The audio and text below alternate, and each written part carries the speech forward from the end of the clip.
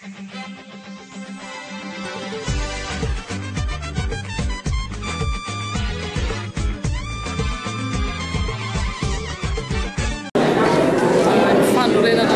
trano ataonay dia hoaniny malagasy maro.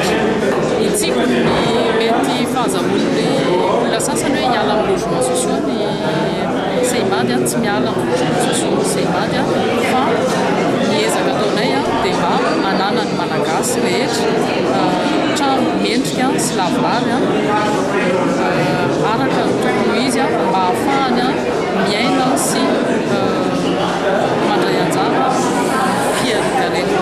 Tsy hoe ny trano namboarina io dia hoe ho an'ny fahefan'ny malagasy rehetra, manamboatra ny trano izay ahafahan'ny malagasy rehetra mba hiditra amin'ny atao hoe tompon-trano misy zany ny elanelana vidina fividianana arakaraky ny fahefan'ny tsirairay fa dia manao fitsanjanana izay ho an'ny sarababay. Ty telo volana